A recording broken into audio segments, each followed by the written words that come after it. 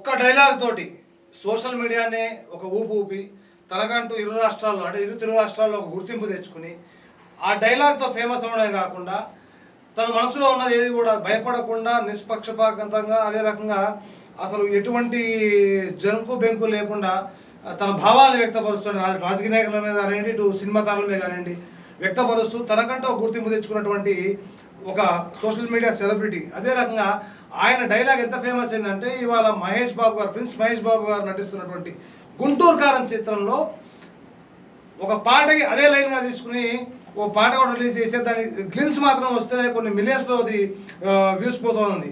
So అలాంటి వ్యక్తి అంటే పరిచయం అక్కర్లేని ఒక వ్యక్తి కుర్చీ తాత అలియాస్ కాలా పాషా ఈరోజు మన స్టూడియోలో ఉన్నారు. నమస్తే అండి. నమస్కారం. అయితే గత 4-5 రోజులుగా చూసుకుంటే కనుక కుర్చీ తాత కనబడట్లేదు, కుర్చీ తాతని ఎవరు ఎత్తుకెళ్ళిపోయారు లేదా కుర్చీ తాతని ఎవరేమైనా చేశారని చెప్పి సోషల్ మీడియా భయంకరంగా వైరల్ అయితే వచ్చింది. అంటే ఏమైందంటారు అసలు? అది వాస్తవం. మా అక్కకు బాగలేదంటే నేను వరంగల్కి వెళ్ళాను. అక్క దగ్గరికి పోయినా సుమారు 10 సంవత్సరాలు అయితే చూడక ఆమెకి 2 కొడుకు మంచి ఉన్నవాళ్ళే స్థితిపరుడు. నన్ను చూసి అసలు బతుకున్నావా అన్న ఫీలింగ్ తోటి నన్ను చూడబట్టింది. అక్కడ నా 2 అల్లుళ్ళు, ఆమె కొడుకులు, వాళ్ళ భార్యలు, అక్కడ జనం కుర్చీ తాత అనగానే మొత్తం రోడ్డు ప్యాక్ అయిపోయింది. ఆడ మా అక్క సంతోషపడ్డది, జనం సంతోషపడ్డది. 1 రోజులో 2 రోజుల్లో వస్తామనుకున్నా. అన్ఎక్స్పెక్టెడ్ సుమారు 6 రోజులు అక్కడ ఆగిన. ఆ పక్కనే కరీంబాగ్ నా బస్తీ, అడిగి పోదామనుకున్నా కానీ పోలేకపోయినా. అక్క వద్దన్నది. సరేలే అని అక్క మాట అయినా అక్కడ 6 రోజులు ఉన్నా. 6 రోజులు ఉన్న తర్వాత అక్క ఇంట్లో బంధువులు వచ్చిండ్రు. మద్రాసు నుండి ఆమె బిడ్డనిచ్చింది, మద్రాసు నుంచి ఆమె మనవరాలు వాళ్ళందరూ వచ్చి ఇల్లు నిండిపోయింది. మీద బందామా స్లాబ్ మీద చలి అని నా దగ్గర ఒక బ్లాంకెట్ ఉండే, ఆ బ్లాంకెట్ వేసుకొని బస్టాండ్ పోయి పడుకున్నా. అయితే ఈ సత్య గారు నా భార్యతో ఇంటర్వ్యూ ఇప్పించారు. నా భార్యతోటి తర్వాత నా కూతురుతోటి. మా నాన్న కరపతలుడు అని వాళ్ళు ఏడ్చుకుంటా ఇంటర్వ్యూ ఇస్తే నాకెంటు తోయాల. ఇక పోదాం అనుకొని నేను నిర్ణయించుకోగానే సత్య గారు కారు తీసుకొని వచ్చి నన్ను దొరికించుకున్నారు బస్టాండ్లో. బస్టాండ్ నుంచి ఇక నేను బయలుదేరి చక్కగా హైదరాబాద్కి వచ్చినండి. ఒకటండి, తోడబుట్టిన తోడు దొరకది. బతుకున్నా పోయినా చూసినా సంతోషపడ్డా. వాళ్ళు ఎంత సంతోషపడ్డారో నా అంతరాత్మకెరక వాళ్ళకెరక. ఇప్పుడు నేను చెప్తున్న అభిమానులు కూడా గుర్తించాలి. ఏంటంటే తోడు దొరకదండి ప్రపంచంలో. అమ్మ ఈ తోడబుట్టిన వాళ్ళు దొరకరు. వాళ్ళని ఎప్పుడు అన్యాయం చేయొద్దు. నెక్స్ట్ అయితే అంటే మీరు ఒక మాట ఇంట్లో చెప్పి ఉంటే ఇంట్లో అంత కంగారు పడేటోళ్ళు కాదు కదా? అది వాస్తవమే. కానీ నాకు ఎందుకో ఒక విధమైన ఆలోచన వచ్చింది. చూడాలా, దట్ ఫోన్ నెంబర్ లేదు నా భార్య. ఏం ఫ్రెండ్ ఉంది నా దగ్గర. అప్పుడు ఫోన్ నెంబర్లా అన్నీ ఇంట్లో పడేసిన. పోవాలనుకున్న ట్రైన్ ఎక్కిన వెళ్ళిపోయినా. నేను పోతాను నేను చెప్పలే ఇమ్రాన్ బాయ్కి. అతని దగ్గరికి పోయినా. అతను 1000 రూపాయలు ఇచ్చిండు. అక్కడి నుంచి ఫ్రీగానే, నో షూటింగ్. చిలకలు కూడా ఇమ్రాన్ బాయ్. ఆ 1000 రూపాయలు దగ్గర పెట్టుకున్నా. 90 తాగినండి, అబద్ధం ఏముంది. అప్పుడు తాగినా, ఇప్పుడు మానేసిన. తాగినా పోయి ట్రైన్ ఎక్కినా చక్కగా వెళ్ళిపోయినా. అక్కడ చూడాలండి నేను స్టేషన్లో దిగినాక ఆ జనసంచారం, వాళ్ళ సప్పట్లు, నన్ను ఎత్తుకొని ఆడడం చాలా సంతోషం అనిపించింది. అంటే మీకు అభిమానం చూస్తే ఏమనిపించింది అసలు? ఇలాంటి ఒక విఐపికి లేని అభిమానులు, ఒక మినిస్టర్కు లేని అభిమానులు, ఒక సినీ యాక్టర్కు లేని అభిమానులు సుమారు 4 కోట్ల మంది అండి పైన నా అభిమానులు. వాళ్ళందరికీ నేను కృతజ్ఞతనే ఉంటా. మీ కాళ్ళకు దండం. నెక్స్ట్ అయితే ఇప్పుడు మీరు ఏ డైలాగ్తో అయితే ఫేమస్ అయ్యారో ఆ డైలాగ్ని బేస్ లైన్గా తీసుకుని మరి గుంటూరు కారం సినిమా మహేష్ బాబు గారి సినిమాలో తమన్ గారు ఒక పాటనే కంపోజ్ చేశారు. అంటే ఆ పాట అంటే ఇప్పుడు అది ఆ పాటది చిన్న గ్లిమ్స్, చిన్న టైం ఒక 27-28 సెకండ్స్ ఇది వస్తేనే యూట్యూబ్లో ఒక తెహల్కా మచాయిస్తుంది. అంటే అది కొన్ని కోట్ల వ్యూస్కి వెళ్ళిపోయింది ఆల్రెడీ. దాన్ని అంటే తెలిసినప్పుడు మీకు ఏమనిపించింది అసలు? చాలా సంతోషం అనిపించింది. మహేష్ బాబు గారు నన్ను అడగకపోయినా పర్వాలే, ఇతను నన్ను మ్యూజిక్ డైరెక్టర్ తమన్ గారి దగ్గర తీసుకెళ్ళిళ్ళు, అతను ఇచ్చిండు డబ్బులు. ఎవరు తీసుకోపోయారు మిమ్మల్ని తమన్ గారి దగ్గరికి? సత్య గారు, వైజాగ్ సత్య గారు ఓకే. తీసుకపోయిండు, కల్పించిండు, అతను డబ్బులు ఇచ్చిండు. ఆ డబ్బులన్నీ బ్యాంకులు వేసుకున్నా, ఎవరికి ఇవ్వాలా, ఏ టైం ఎట్లా వస్తుందో అని నాకు, నా భార్యకు, పిల్లలకి ఎవరికి ఇవ్వగా బ్యాంకులు వేసుకున్నా. కానీ ఒకటి, నా టోను, నా డైలాగ్ పాట వస్తుందని నేను ఊహించలా. కానీ ఒకటి, ఆ సుకుమార ఎవరు డైరెక్టరు నిర్మాత, అతనికి ధన్యం అండి. నన్ను అడగకపోయినా పర్వాలా, కానీ ఈ పిచ్చోన్ని, ఈ సింపుల్ మ్యాన్ని ఎక్కడికో పంపినావు. అంటే ఆ పాట కంపోజ్ చేసే ముందర కానీ, పాట రిలీజ్ రాసే ముందర కానీ మిమ్మల్ని ఎవరన్నా అడగడం జరిగిందా? ఎవరు అడగల. పాట కంపోజ్ అయ్యి మీకు బయట రిలీజ్ అయితే మీకు తెలిసిన విషయం అంతే. మిమ్మల్ని ఏం అడగకుండా ఎవరు కాంటాక్ట్ చేయలే, నన్ను అడగల, వాడేసుకున్నారు అంతే. సో అయితే మిమ్మల్ని వైజాగ్ తీసుకోవండి మిమ్మల్ని అడగైతే. అవును, తమన్ గారి దగ్గరికి. ఓకే, అతని దగ్గర. అయితే ఆ గుంటూరు కారం సినిమాలో మీకు ఏమన్నా చిన్న పోర్షన్ కానీ, లేకపోతే ఎక్కడ ఆ పాటలు మిమ్మల్ని ఎక్కడ చూపిస్తా అని చెప్పి ఏమైనా అడిగినా మిమ్మల్ని ఏమన్నా? నన్ను ఎవ్వరేం అడగల. కానీ 12వ తారీఖు నాడు పిక్చర్ రిలీజ్ అవుతుంది, ఇంకా పూర్తి పాట అది కంపోజ్ చేయాలా. ఒకవేళ పిలిస్తే పోతానండి, నేను డ్యాన్స్ చేస్తా, పరిస్థితిని బట్టి, అక్కడ వాతావరణం బట్టి, అక్కడ సెట్టింగ్ను బట్టి పాటలు కూడా వాడతాను. అయితే తమన్ గారి దగ్గరికి మిమ్మల్ని సత్య తీసుకుపోయినా? అవును. ఎంత డబ్బులు ఇచ్చినా అంటారు, ఎంత ఇచ్చారు డబ్బులు? 1 lakh. అంటే మీరు అడిగిరా? నేను అడగల. ఇతను ఏం చెప్పిండంటే, సత్య గారు హెల్త్ బాగాలేదన్నాడు. అతను మీది అబ్బాయికి చెప్తే కవర్లో పెట్టి ఇచ్చేసిండండి. 1 lakh ఇచ్చిండు, బ్యాంక్ వేసుకున్నాను. కానీ ఒకటి సార్, ఇలాంటి ఫ్రెండ్ దొరకడం లక్, నా అదృష్టం అండి. వాస్తవానికి నేను ఊహించలే ఇటువంటి వ్యక్తులు దొరుకుతారని. అగ్గిపేట మర్చున్నాడు, ఉప్పర్ బాలున్నాడు, వాళ్ళని పట్టుకొడితాను. నేను కూడా వాళ్ళను అన్లేజింగ్గా చేయ, నా దగ్గరికి వస్తాడు, నన్ను మూత్రానికి పోనీయాడు. అతను నన్ను మూత్రానికి పోతే 90 కొడుతున్నా భయం? తాగుడు కానీ కాదు, జంప్ అవుతానండి భయం. 90 అంటే ఆయనే తెస్తాడు. అంటే జంపు జిల్లా అనేది ఒప్పుకుంటున్నావు అన్నట్టు. అయితే ఇటు 7 రోజులు పోయినా కదా, ఆ భయం అతనికి కలిగింది. ఆ 7 రోజులు అతను గాలి కాబరైండు, ఆఖరికి హెల్త్ ఖరాబ్ అయింది. Gandhi hospital, Osmania, NIMS, anything. నా భార్యను తీసుకొని కారులో, నా బిడ్డను తీసుకొని మొత్తం తిరిగి అలసిపోయి సుమన్ టీవీకి ఇంటర్వ్యూ ఇచ్చిండు. ఈ మనిషి లేడు కుర్చీ తాత, అసలు ఉన్నాడా, ఎవరైనా ఏమైనా చేసిలా అని అంటే, అది చూసినాక నాకు అనిపించింది నేను నిజంగా పిచ్చోని. ఇక్కడికి వచ్చి ఫోన్ చేయాలి, అక్కడ చెప్పి రాలా అని మళ్ళీ ఇద్దంతో రిటర్న్ వచ్చిందండి. కానీ అక్కడ నాకు ఒక మోసం జరిగింది. ఎవరో ఇద్దరు నన్ను కార్లో తీసుకుపోయిన, లాడ్జింగ్లో దించిండ్రు. ఆ లాడ్జింగ్ రెంటే 4,000. ఫుల్ బాటిల్ కార్లోనే ఇచ్చిండ్రు, బాగా తాగిచ్చిండ్రండి. బిర్యానీ లాడ్జింగ్లో తెచ్చిండ్రు, నేను తినలా. ఒక్కటే పిక్చర్ షూటింగ్ ఉంటుంది, నీకు 30,000 ఇస్తా అన్నాడు. ఆ మనిషి పేరు నాకు తెలియదు, అతని ఫోన్ నెంబర్ నాకు లేదు, కానీ ఇద్దరిని గుర్తుపడతా. మరి నన్ను షూటింగ్ అని తీసుకుపోయినలా, కిడ్నాప్ చేసి ఏమైనా చేయాలని చూసినలా, నేను ఒకరిని విమర్శించిన, మరి వాణి పరంగా వచ్చిందా నాకేం అర్థం కాల. ఇతనికి ఎట్లా తెలిసింది, చక్కగా లాడ్జింగ్కి వచ్చాడు. లాడ్జింగ్కి వచ్చిన తర్వాత నేను కూర్చొని ఉన్నా, ఇతను వచ్చి కూర్చున్నాడు. మాట వచ్చి ఇతని బయటికి పో అన్నాడు. సత్య గారిని నేను బయటికి వెళ్ళిపోన్నాడు. నేను బయటికి పోతానా, సిగరెట్ తాగాని, బయటికి వచ్చి సిగరెట్ తాగని ఇతనికి సైకిల్ చేసిన, రా అన్నాడు. రైట్, ఇద్దరం ఆటో ఎక్కి వచ్చేసినాం. ఒకవేళ మళ్ళీ ఇద్దరు కనపడితే ఏం చేస్తాం? చంపేస్తా సార్. ఎందుకు తెలుసా, కుర్చీ మార్చ పెట్టి కోడితే మెడలిడికి చచ్చిపోవాలా.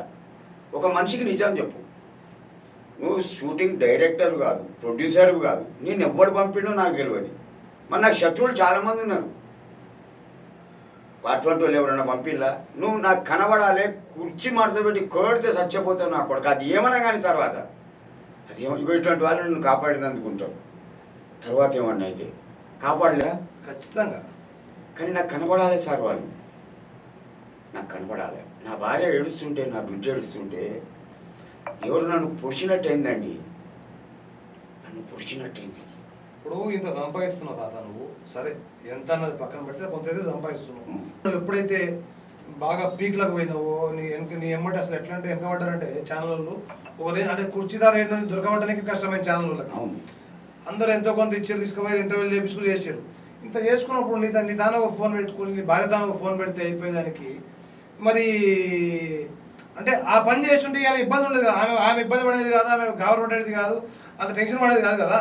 అయితే ఆమె దగ్గర ఫోన్ ఉన్నప్పుడు నాకు నంబర్లా ఆమె నెంబర్ నేను తీసుకున్నాక ఆమె ఏం చేసిందంటే గిట్నే ఆటోలో ఈ ఉరకల ఏసీడ పెడితే ఈడ పడిపోయి పలిగైపోయింది ఫోన్ కోసం నిన్నటి నుండి తిరుగుతుంది.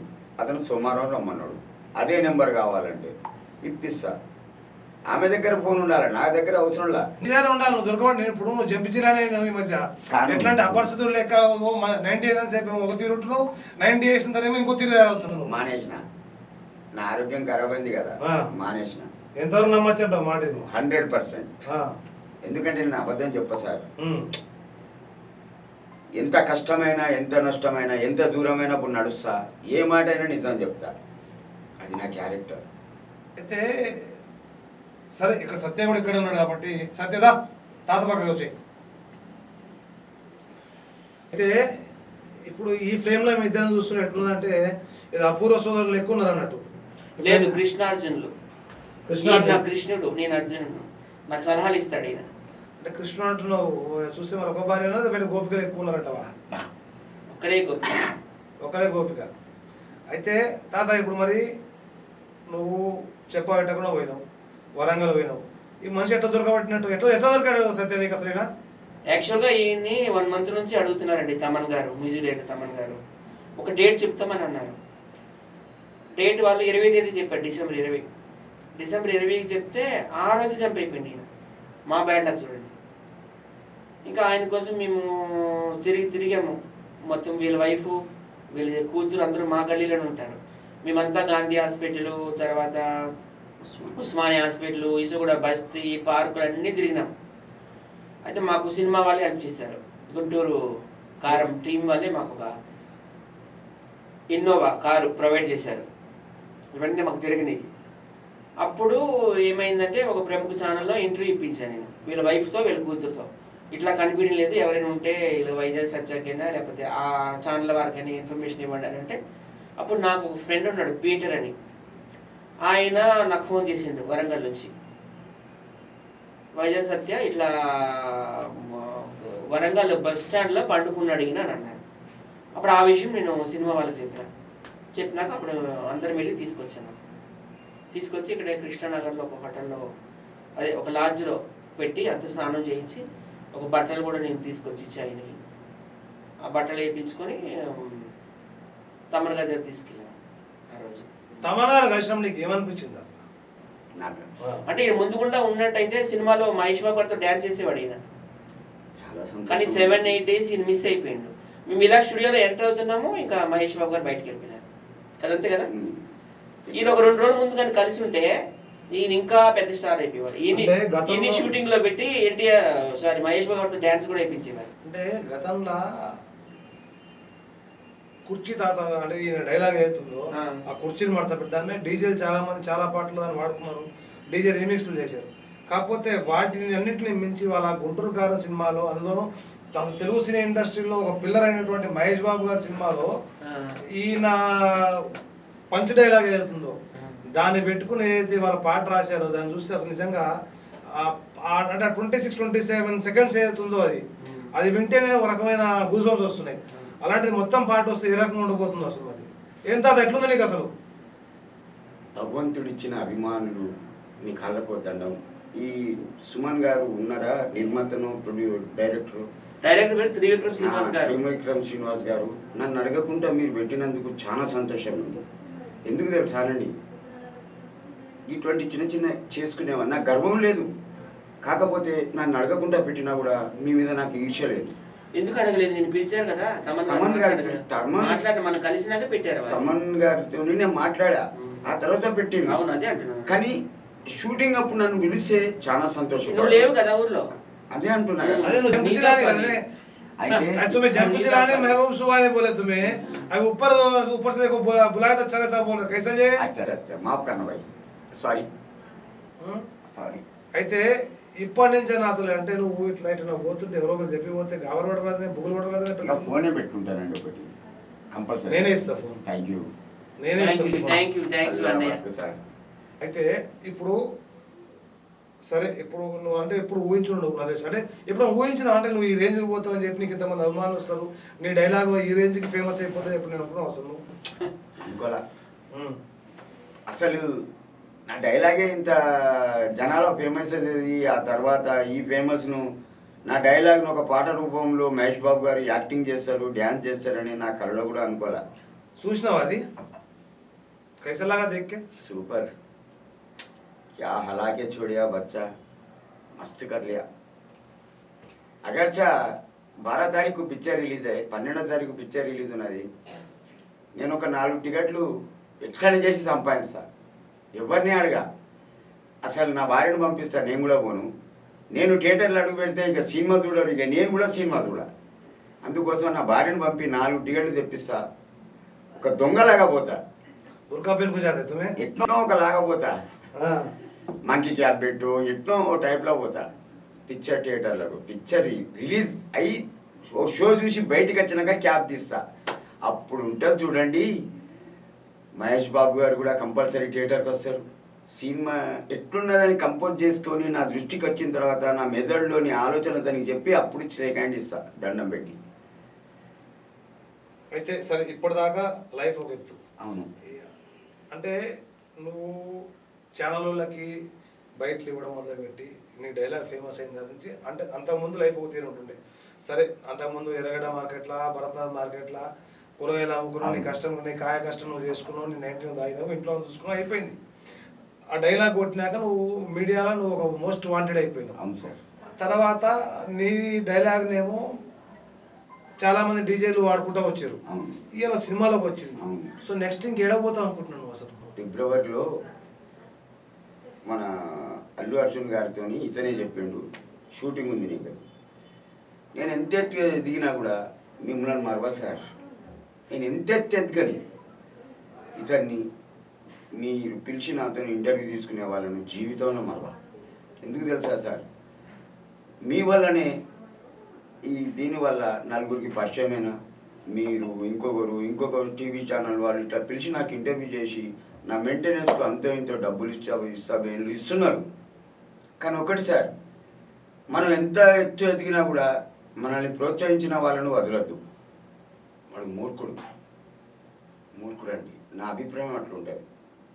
నెక్స్ట్ ఏంటంటే ఈయనకి త్రివిక్రమ్ శ్రీనివాసరావు గారి నుంచి కూడా కాల్ వచ్చింది. ఓకే. తర్వాత మన మ్యూజిక్ డైరెక్టర్ తమన్ గారి నుంచి కూడా కాల్ వచ్చింది. ఓకే. సో మ్యూజిక్ డైరెక్టర్ ఎందుకు పిలిచారంటే ఈయన వాయిస్ తీసుకోవడానికి. ఓకే. త్రివిక్రమ్ శ్రీనివాసరావు గారు ఎందుకు పిలిచారంటే ఈయన మహేష్ బాబు గారితో డ్యాన్స్ చేయించారండి, సేమ్ కాస్ట్యూమ్స్ ఇచ్చి. అయితే నాకు 1 మంత్ ముందు నుంచే నాకు వాళ్ళు కాంటాక్ట్ అవుతున్నారు, డైరెక్టర్ గారు, మ్యూజిక్ డైరెక్టర్ గారు. కాకపోతే వాళ్ళు డేట్ ఎప్పుడు ఇచ్చారు, డిసెంబర్ 20 ఇచ్చారు. మా దురదృష్టం ఏమో కానీ ఆ రోజు నుంచే ఈయన మిస్ అయింది, వరంగల్ వెళ్ళిపోయింది వాళ్ళ అక్కని చూడటానికి. సో 7 days మేము మొత్తం జల్లెడి పోసాం హైదరాబాద్ అంతా, ఎక్కడ దొరకలేదు. అప్పుడు ఒక ప్రముఖ ఛానల్లో ఇంటర్వ్యూ ఇచ్చినాక నాకు అక్కడ ఉన్నారనమాట ఫ్రెండ్స్ వరంగల్ నుంచి, ఆ ఫ్రెండ్ పేరు కూడా రివీల్ చేసిన పీటర్. తను నాకు కాల్ చేసి ఇట్లా బస్ స్టాండ్లో ఉన్నారంటే అప్పుడు మూవీ టీంకి చెప్తే అందరం వెళ్ళి తీసుకొచ్చాం కార్లో. అది జరిగింది. సో లేట్ అవడం వల్ల ఈయన షూటింగ్లో పెట్టలేకపోయినారు. కానీ తమన్ గారిని నేను కల్పించాను, మ్యూజిక్ డైరెక్టర్ గారిని. ఆయన ఈయనకు ఆర్థికంగా సహాయం చేశారు. తర్వాత ఈయన పర్మిషన్ తీసుకున్నాక పెట్టారు. కానీ కొంతమంది ఏంటంటే ఈయన పర్మిషన్ లేకుండా పెట్టారు అంటున్నారు, అది రాంగ్. అది తమన్ గారిని అంటే ఆ మూవీ టీంని బ్యాట్ చేయాలని ఏంటో అట్లా రాస్తున్నారు.